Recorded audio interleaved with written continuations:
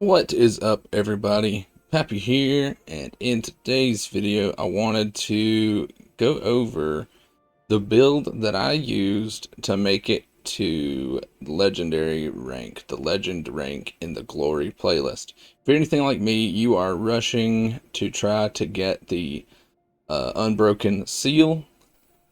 I went in and I tried and I tried and I tried. I looked up meta stuff. I practiced my own stuff. I even downloaded like aim trainers and stuff to help me like practice. And what it all came down to was I needed to stick with my teammates as often as possible. If they were glued at the hip, then it was possible for me to flank if I needed to. But ultimately, most of the time, I stick to my teammates.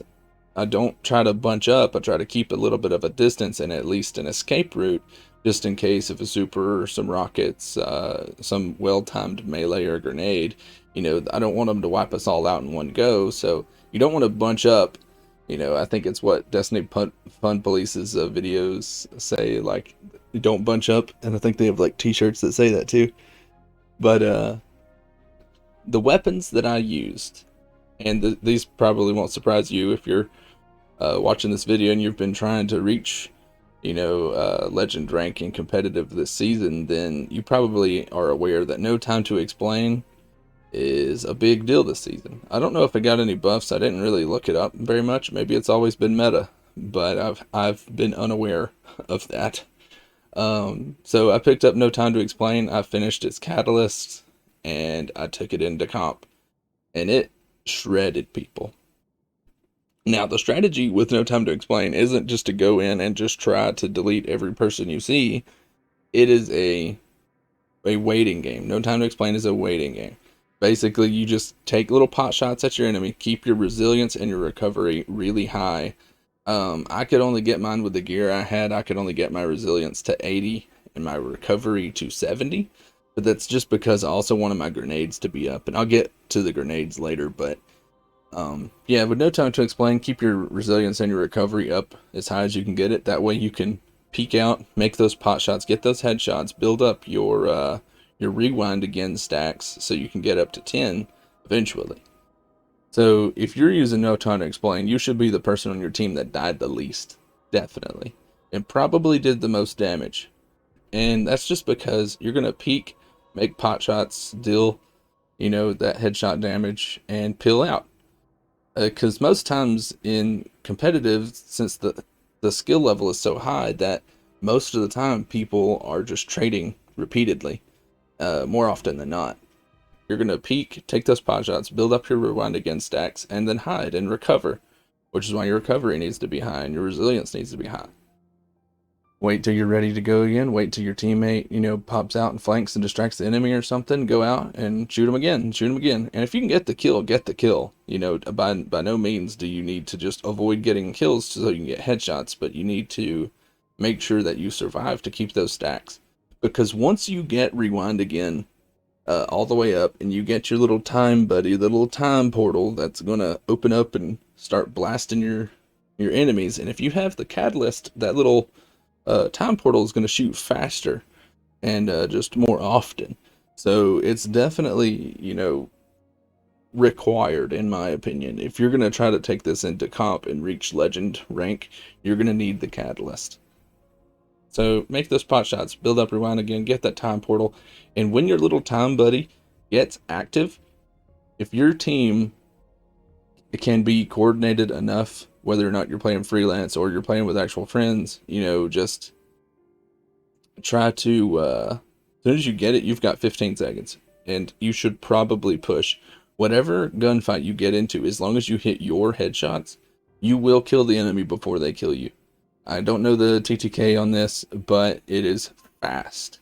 On top of that, if you don't see an enemy while you're running around with the time buddy will see the enemy for you and shoot them and basically tell you where they are, or at the very least scare the enemy away, because oh no, they just got hit, so they like run away, and then it keeps you safe. So it's a defense mechanism, it's a targeting mechanism, and it essentially gives your gun a 15-second like kill clip when you're targeting a one specific target.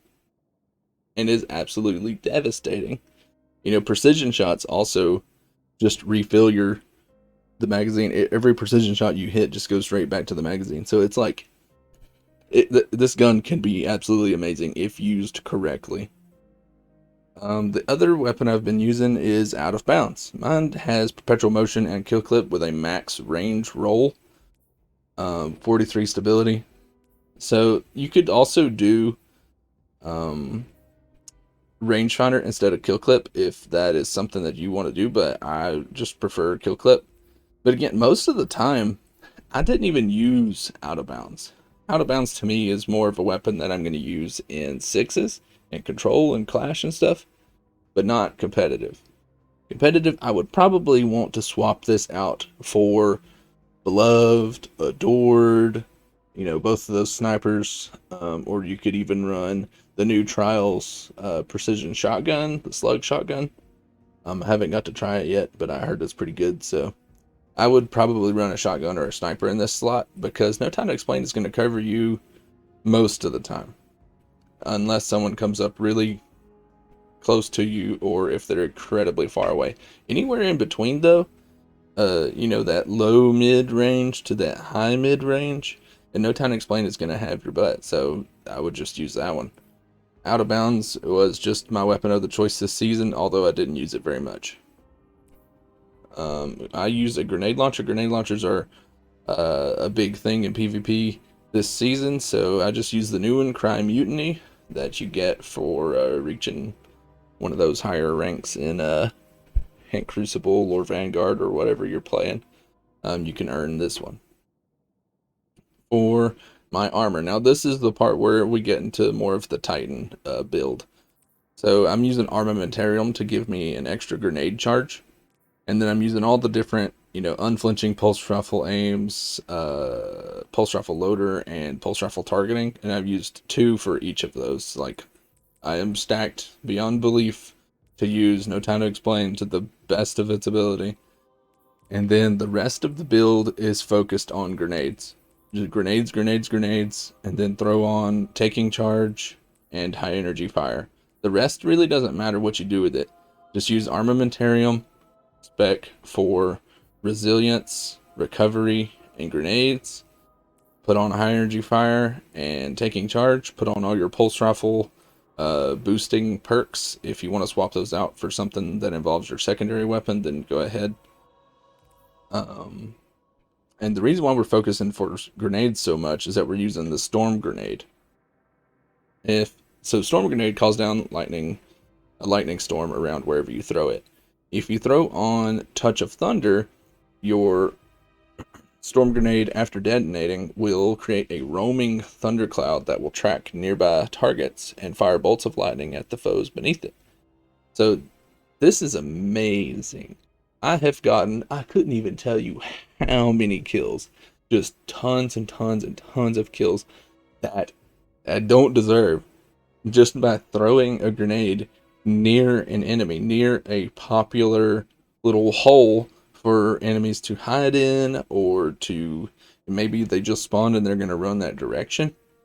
A lot of the time, if you throw your grenade behind an enemy or in front, beside, you know, not at them, they're going to be like, ah, he missed. And then before you know it, it's going to just creep on over there and start zapping them. And you'll hear that little notification through your speakers or through your headphones or whatever, that little bzz, bzz, bzz, bzz. And that sound is your lightning is hitting the enemy, and you know you're getting hit markers. That is your signal to either tell your teammates to run towards them or to run towards the enemy, and hopefully your teammates will follow you.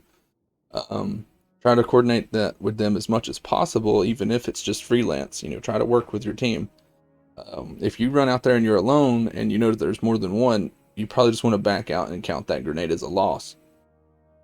But most of the time, what happens is that enemy will think they're safe from the grenade and hide somewhere, and then they get hit from it again. They're like, what's hitting me? I don't even know what's hitting me. And then before they know it, they die. And it's hilarious. They by no means have, you know, an excuse for dying to a storm grenade just because it followed them to the corner that they chose to hide in.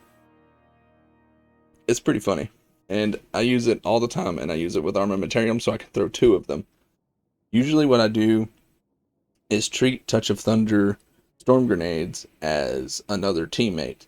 So essentially, if you are really good with these grenades, you can run into comp with a 5 stack versus a 3 stack. And if you were 3 Titans running this, holy crap. I can only imagine how annoying this would be to play against. Destiny Fun Place needs to run around and do one of their modes where they take 6 players and run around with Touch of Thunder storm grenades. Oh, it'd be so funny to watch that. But yeah.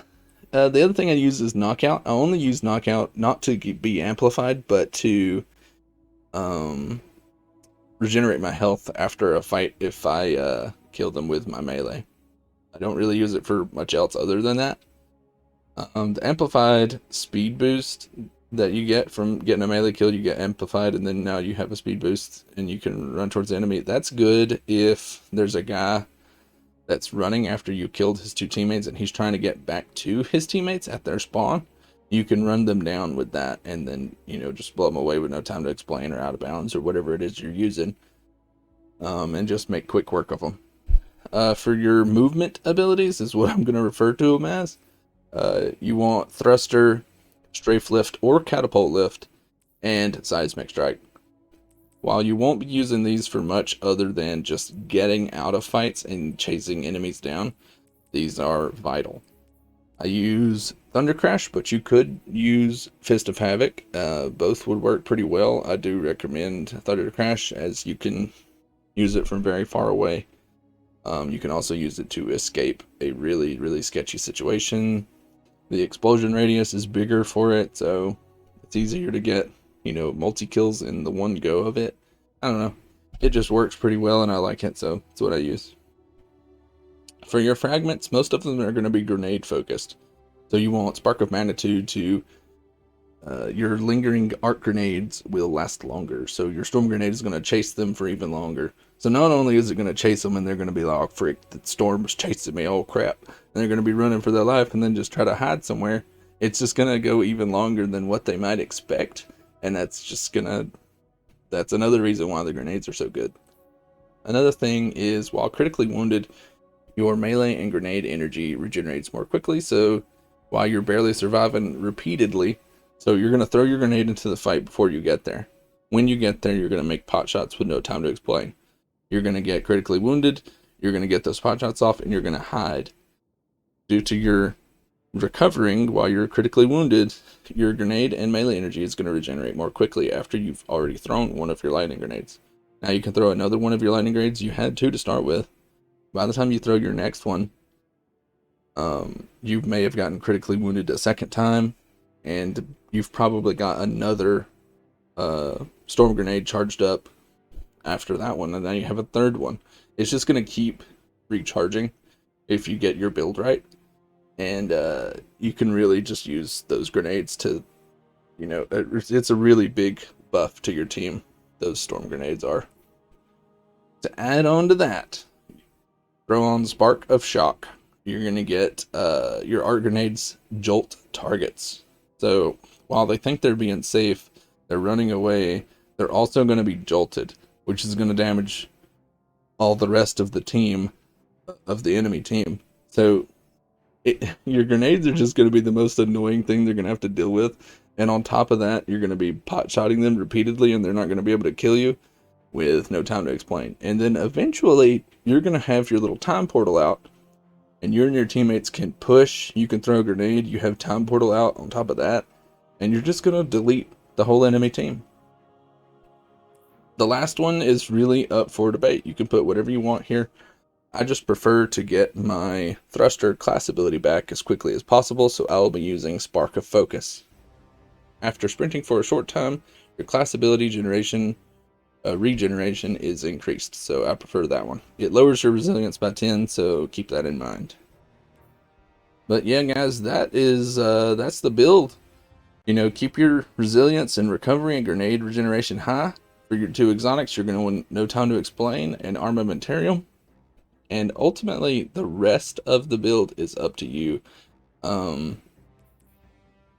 in terms of different mods and stuff that you want to put on, that's really just up to you. And your secondary weapon and your heavy weapon, that's really up to you as well. But anyway, guys, that's the build. That's the setup I used to make it to the legend rank in competitive this season. And I'll put another video like this out next season to help you guys make it to maximum rank next season as well. And hopefully we can all walk away with an unbroken title. Anyway, guys, it's been me, Pappy. If you've enjoyed the video, just let me know in the comments down below. I'll see you guys later. Peace.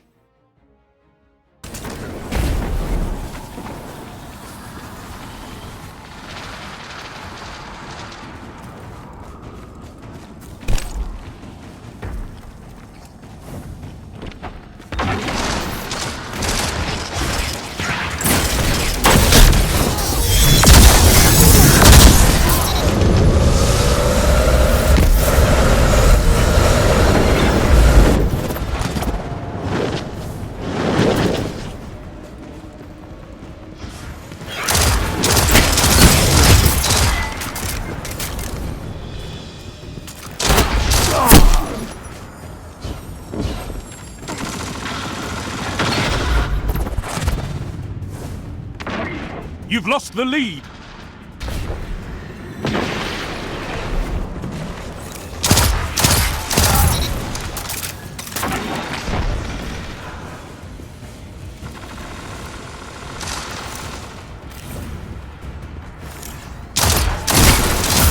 You've taken everything. First place goes to you. No one in that arena can stand against you.